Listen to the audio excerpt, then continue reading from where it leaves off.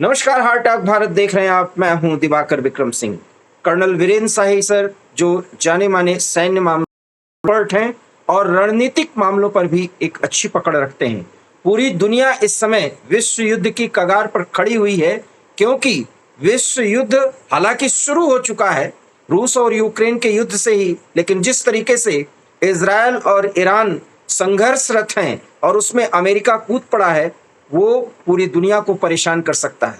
America एक साथ कई लोगों को साधने की कोशिश कर रहा है, कई देशों को साधने की कोशिश कर रहा है, लेकिन ट्रंप इस साधने में जिस मुश्किलों का सामना कर रहे हैं और जैसी बेबसी और एक अजीब सी परिस्थितियां वो क्रिएट करते हुए दिखाई देते हैं, लगता नहीं कि वो जो रायता फैलाते हैं, माफ करिएगा मुझे इस शब्द का इस्तेमाल करना पड़ रहा है, जो रायता वो फैलाते हैं उसे समेट भी पाते हैं। एक तरफ वो इज़राइल को कहते हैं कि अब आगे बढ़ना ही होगा, दूसरी तरफ ये भी कहते हैं कि अब ईरान को आत्मसमर्पण करना होगा। सवाल यह है कि ईरान के सर्वे सर्वा कहे जाने वाले अली खामेनेई इस समय कहाँ हैं? कर्नल सर इस पर भी प्रकाश डालेंगे और वो ये भी बताएंगे कि वास्तव में आसिम मुनीर के साथ जब वो व्हाइट हाउस में लंच ले रहे थे और मोदी के साथ उसके पहले उन्होंने बात किया था, इन सब के मायने और मतलब क्या हैं? क्या अमेरिका जिस लक्ष्य को प्राप्त करना चाहता है वो लक्ष्य प्राप्त कर भी पाएगा, या अमेरिका अब वही करने जा रहा है जो उसने इराक के साथ किया? हालांकि जब कर्नल सर ये बात शुरू करें उसके पहले मैं अभी की एक खबर दे दूं कि ट्रंप ने पुतिन के बयान पर नाराजगी जताई है। पुतिन ने कहा था कि हम शांति वार्ता करवा सकते हैं, मीडिएशन कर सकते हैं। ट्रंप ने इसका जवाब दिया है कि पुतिन पहले अपने घर और अपने अगल बगल का मामला सुलटा लें, उसके बाद इजरायल और ईरान संघर्ष में कूदें। सवाल यह है कि क्या ट्रंप को लग गया है कि ईरान जो रेजिस्टेंस दिखा रहा है उसके पीछे सिर्फ और सिर्फ चीन और रूस काम का दिमाग काम कर रहा है, उनके हथियारों की या उनकी जानकारी की जो ईरान के सेना को सप्लाई मिल रहा है या उसको जो सहूलियत मिल रही है उसके कारण वो रेजिस्टेंस पावर दिखा पा रहा है। इन सभी के मायने और मतलब क्या है? कर्नल सर आप प्रिसाइज हमें बताने की कोशिश करिए पॉइंटर्स में, ताकि दर्शकों को ये समझ में आए कि वास्तव में 7 दिन की इस लड़ाई में क्या हुआ और जितने कूटनीतिक पहल अमेरिका सहित तमाम देशों की तरफ से किए जा रहे हैं उसके मायने और मतलब क्या है। धन्यवाद दिवाकर जी। मैं ज़्यादा भूमिका में समय नहीं लूँगा। बहुत तीव्र गति से जो हालात चेंज हो रहे हैं, शायद इनको समझना और इनका व्याख्यान भी तीव्र गति से होना चाहिए। पहली बात, मुझे अभी तक क्लियर नहीं हो पा रहा कि क्या राष्ट्रपति ट्रंप स्वयं क्लियर हैं कि वो क्या करना चाह रहे हैं, क्योंकि उनके जो बॉडी लैंग्वेज और उनके जो बयान आ रहे हैं वो कुछ थोड़े थोड़े फ्लक्चुएटिंग से लगते हैं। कभी वो ऐसी भी समाचार आया था कि इजराइल को कहा कि हम खमेनी का स्थान तो जानते हैं कहाँ छुपा है, पर हम उसे मारेंगे नहीं। बीच में एक ऐसी भी अफवाह है, इसकी रिलायबिलिटी मैं बिल्कुल कुछ कह नहीं सकता कितनी है, कि खमेनी रशिया की गोद में चले गए हैं। खैर, गोद में गए हैं या पहुंचे हैं, नहीं पहुंचे हैं, पर कम से कम रशिया का हाथ उनकी पीठ पर अवश्य है। ये अब बिल्कुल क्लियर है, इसमें ना हमें संदेह है, ना किसी भी ऑब्जर्वर को संदेह है, और मैं समझता हूँ ट्रंप को भी इस पर कोई संदेह नहीं है। ईरान के अटैक्स पिछले 24 घंटों में तेज हो गए हैं, तीव्र हो गए हैं, और इजराइल में क्षति हो रही है। हर अटैक के साथ क्षति बढ़ रही है। अगर अमेरिका इसमें कूदना चाहते हैं तो इस क्षति को क्यों बढ़ते देख रहे हैं, क्यों और माल और जान की हानि सह रहे हैं जो इजराइल में हो रही है, ये बात क्लियर नहीं है। चाइना की आपने बात की, उनके 4 जहाज ट्रैक किए गए ईरान तक, उसके बाद वो रडार से गायब हुए, और ऐसा सोचा जाता है कि शायद वो वेपन सिस्टम्स लेकर और ईरान की सहायता के लिए पहुंचे थे। अगला प्रश्न आपका था जो मियां मुनीर के बारे में। मियां मुनीर ने पाकिस्तान की जो पॉलिसी रही है उसी पॉलिसी पर चलते हुए सुझाव दिया है कि ट्रंप को शांति दूत का पुरस्कार, नोबेल नोबेल पुरस्कार। पुरस्कार मिलना चाहिए। अब इसका असर संसार पर या नोबेल पुरस्कार पर कितना होगा सही बात। या वर्ल्ड के रिएक्शंस कितने होंगे, पर एक बात तो सच है, पाकिस्तान को ऐसा समझना ही चाहिए कि उनकी जान शायद ट्रंप ने बचा दी। ऐसा उन्होंने कम से कम डिक्लेयर किया, जिसको नकारा कर दिया हमारे प्रधानमंत्री ने और साफ कर दिया कि जब उनके डीजीएमओ ने हमारे डीजीएमओ को रिक्वेस्ट की तभी हमने उनको पीटना में थोड़ा सा पॉज किया। हो सकता है कि ये सलाह उनके डीजीएमओ को हमारे डीजीएमओ से बात करने की डायरेक्टली ट्रंप ने पाकिस्तान को दी हो, जो बैकग्राउंड में एक कारण बनी उनके डीजीएमओ का हमारे डीजीएमओ से रिक्वेस्ट करने का और हॉस्टिलिटीज को कंट्रोल करने का। तो ये वन वे शायद ऐसा हो सकता है कि ये सलाह उन्होंने पाकिस्तान को दी जो पाकिस्तान ने मान ली। उसके बाद जो कुछ हुआ वो विदित है, उसको दोहराने का कोई आइडिया नहीं। हमारे प्रधानमंत्री ने 1-to-1 बात करके और क्लियर कर दिया ट्रंप साहब को कि हम ना तो तीसरे मुल्क की या तीसरी किसी भी शक्ति का इंटेलिजेंस एक्सेप्ट करते हैं, ना कभी पहले किया है और ना आगे करने की हमारी कोई ऐसी इच्छा है। ये सब बातें तो क्लियर हो गई। अब जो युद्ध चल रहा है इसमें भयावह नुकसान दोनों तरफ से हो रहा है। जो डीप रूटेड उन्होंने 30 मीटर और उससे ज़्यादा गहराई में 300 मीटर जो उन्होंने अपने एटॉमिक एनरिच यूरेनियम वगैरह के स्टॉक्स रखे हैं, उनको तबाह करने के लिए मेरे ख्याल को क्षमता इजराइल के पास नहीं है। वो जो मदर ऑफ बॉम्ब्स कहा जाता है, डीप बॉम्ब जो अमेरिका यूज़ कर सकता है, वो कब करेंगे, क्यों उसकी प्रतीक्षा करेंगे, ये समय बताएगा। क्या कारण है, शायद हो सकता है उनके अपने देश में ही उस पर पूरा निश्चय अभी तक नहीं बन पा रहा है। ऐसा कहा जा रहा है सर कि व्हाइट हाउस में ट्रंप ने विमर्श के बाद अपने रणनीतिकारों, सैन्य विशेषज्ञों से विमर्श किया और उसके बाद उन्होंने साइन कर दिया है कि ईरान पर अटैक करना है। और हार्ट टॉक भारत पर हम लोगों ने बातचीत में और हमने भी एक प्रोग्राम किया था जिसमें स्पष्ट कर दिया कि अमेरिका अभी ये लड़ाई लड़ रहा है, उन्होंने साइन कर दिया है। ये और बात है कि अभी अमेरिकन फाइटर जेट्स या अमेरिका के सैनिकों की एंट्री ईरान के परिक्षेत्र में नहीं हो पाई है, लेकिन अमेरिका ने पूरी तरह से ईरान को घेर लिया है।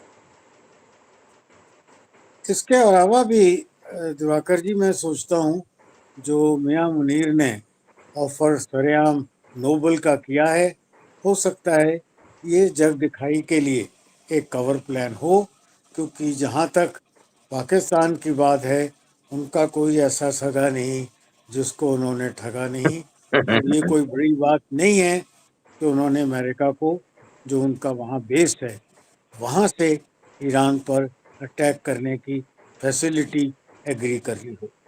सर ये वैसे भी हिंद महासागर और डिएगो गार्सिया दोनों जो है एक्टिवेट है, जो अमेरिकन फ्लीट है, इसमें पाकिस्तान कहाँ से आ जाता है? क्या पाकिस्तान का कोई नेवल बेस है जो ईरान से बिल्कुल नजदीक है? नहीं जी, उनका ग्राउंड बेस बड़ा नजदीक है। बिल्कुल। ग्राउंड बेस बिल्कुल नजदीक है, नियरेस्ट जगह तो वही है। तो आपको ये नहीं लगता कि मियां मुनीर ने एक्सेप्ट कर लिया? अभी तक तो उम्मा की बात हो रही थी, और खास करके इस देश के कट्टरपंथी और पूरी दुनिया के कट्टरपंथी समझें कि जो इस्लाम के नाम पर एकता की बात करते हैं, उसी उम्मा का एक सदस्य जो अपने आप को तुर्की के बाद सबसे बड़ा और इस्लामिक बम का मास्टर, परमाणु बम की बात जब होती है तो इस्लामिक बम पाकिस्तान में कहा जाता है, उस पाकिस्तान के सेना अधिकारी को अमेरिका ने सिर्फ एक लंच करके खरीद लिया। ये तो अब ये कट्टरपंथी मानेंगे, चाहे इस देश में हो और चाहे दुनिया में हो, कहीं भी हो। नहीं, उनका एक लंच से आगे भी तो इरादा होगा जी। कि वो पाकिस्तान के सर्वे सर्वा बन जाएं। हाँ। ये डेमोक्रेटिक गवर्नमेंट तो एक कहने की बात है, जग दिखावा है। अभी भी कौन सा उनकी डेमोक्रेसी चल रही है, पर वो ऑफिशियल तौर पर जिस तरह पहले होता आया उनका, या खान ऑनवर्ड्स या अयूब खान ऑनवर्ड्स, सकता है वो वहाँ के राष्ट्रपति बनकर और हेड ऑफ द नेशन बनना चाहते हो, जिसके लिए अमेरिका से उनके संबंध और गहन होना कोई बड़ी बात नहीं है, और उसके लिए अमेरिका को ओबलाइज कर देना भी कोई बहुत बड़ी बात नहीं है। बैकड्रॉप में मैं, दिवाकर जी, ये बात फिर दोहराना चाहूँगा कि शिया सुन्नी एंगल को भूला नहीं जा सकता। हम्म। हम्म। ईरान एक शिया कंट्री है, और ये जो सब तमाशा देख रहे हैं ईरान के इर्द गिर्द बैठकर, ये सुन्नी कंट्रीज हैं। तो इसका इनमें मतलब से सर, बतेरे, ईरान को सूली पे चढ़ा करके अब सब मजा ले रहे हैं। ये तो है इनमें से इस्लाम को मानने वाले लोगों की बात। इनमें से बहुत से ऐसे हैं जो शायद दिल से चाहते हों कि ईरान एटॉमिक पावर न कर सके। जी जी, मैं वही बात कह रहा हूँ। ये सुन्नी सुन्नी मुल्क हैं, और वही मुल्क पाकिस्तान की एटॉमिक पावर से बहुत खुश थे। जी, तो वही तो मैं ईरान आपसे को वो सवाल कर रहा हूं। इसका जी मतलब कि ईरान को सूली पे चढ़ा के उन्होंने चढ़ा जी दिया, और आप कह सकते हैं और सामान्य भाषा में, सर माफ करिएगा, इसको कहते हैं चने की झाड़ पे चढ़ाना। और चढ़ गए तो जी तीन प्रॉक्सी बना लिया उन्होंने, हुती जी बना लिया, हिजबुल्लाह बना लिया, और यहाँ गजा में हमास बना लिया, और लड़ाते रहे। और आज स्थिति है कि कोई बोलने की स्थिति में नहीं है। छोटा सा इजराइल, न्यू जर्सी के बराबर उसकी स्थिति है, लेकिन वो पीट रहा है। ये और बात है कि वो अमेरिका का साथी है। मुझे तो दिवाकर जी ऐसा भी लगता है कि ये इस्लामिक कंट्रीज दोनों तरफ से गेनर्स हैं। जी। इसराइल जितना कमजोर तो होगा, इतना जंग करेगा, इतनी हम्म। बर्बादी होगी, इतनी तबाही होगी, कितना उनका वेपन्स खर्च हो रहा है, उनके मिसाइल्स अब एंटी एयरक्राफ्ट वाले कम पड़ने लग गए हैं, उनका आयरन डोम के लिए और मिसाइल्स नहीं बचे हैं, कमी है, 1 हफ्ते के हैं मुश्किल से, ऐसा एक दिन पहले कहा गया था।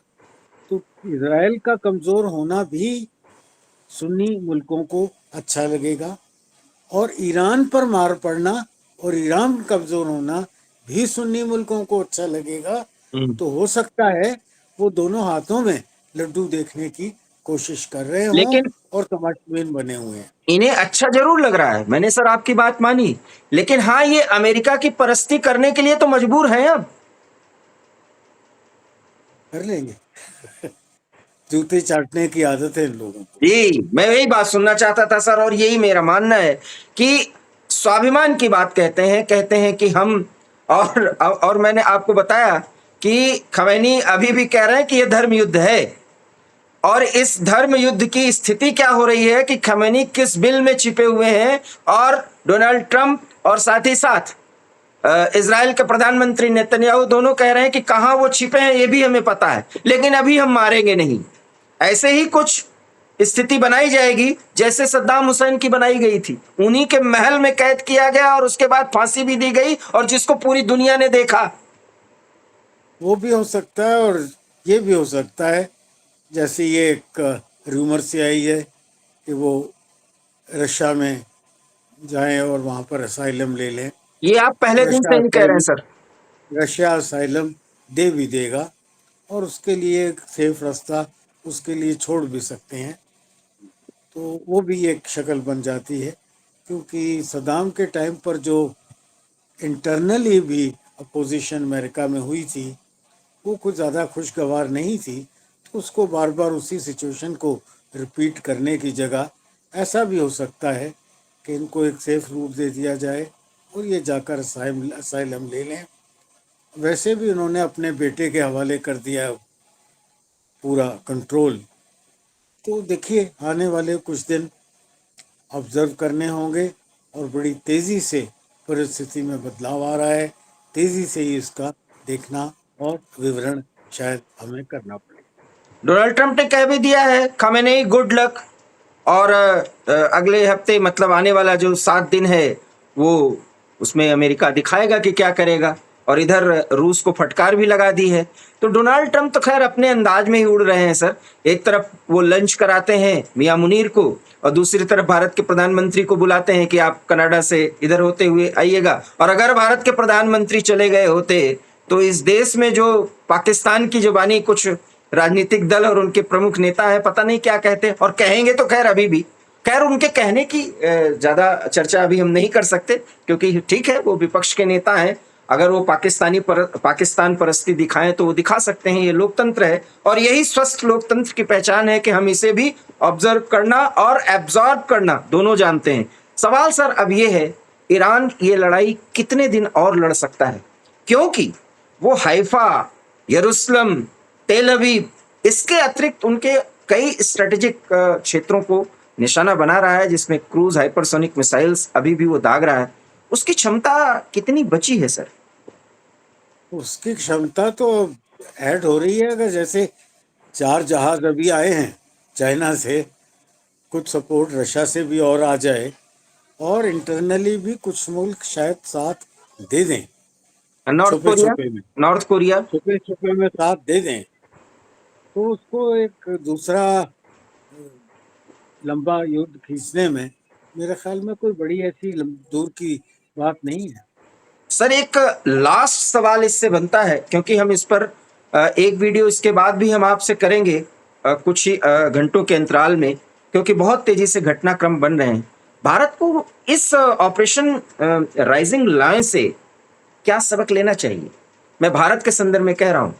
अभी तक तो ऑपरेशन सिंदूर से वो सबक ले रहे थे, हमें क्या सबक लेने की जरूरत है? क्योंकि आप एक आर्मी के रिटायर्ड ऑफिसर हैं और साथ ही साथ एक्सपर्ट भी हैं, सैन्य मामलों के जानकार हैं। मैं डे 1 से वही कह रहा हूँ कि हमारा सबक वही बनता है कि एंगेज टू डिसएंगेज।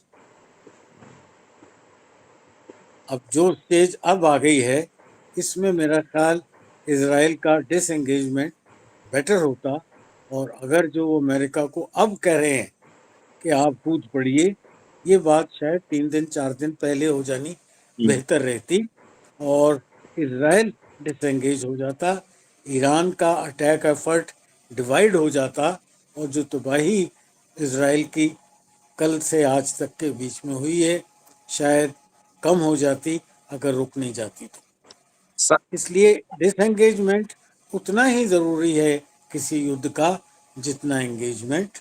हमारा डिसएंगेजमेंट सही समय पर हुआ है, और अगर हमें सिंदूर 2 या सिंदूर के नेक्स्ट फेज में जाना पड़ा, तब भी हमें एक एंड रिजल्ट की तरफ जाना चाहिए। एंड रिजल्ट को हिट करके, अचीव करके, मेरे ख्याल we should spring back to our firm strong position from where we can hit again whenever we want.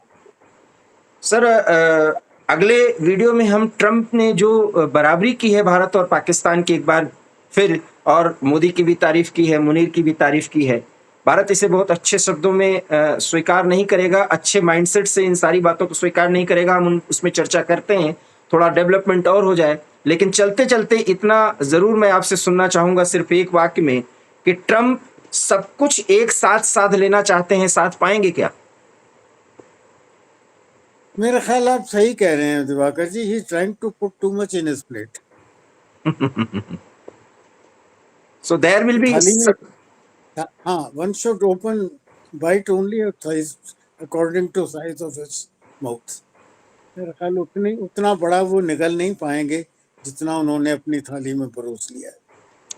बहुत बहुत धन्यवाद सर, और हम अगले वीडियो में इसी बात पर चर्चा करेंगे। और इस वीडियो में आपने जितनी बातों को सुना है उस पर आप प्लीज कमेंट करिए, और ये वीडियो अच्छा लगा हो तो लाइक कीजिए, शेयर कीजिए। कर्नल सर से सवाल हो तो आप जरूर पूछिए, अगले वीडियो में मैं उनसे इस पर जरूर बात करूंगा। बहुत बहुत धन्यवाद, नमस्कार।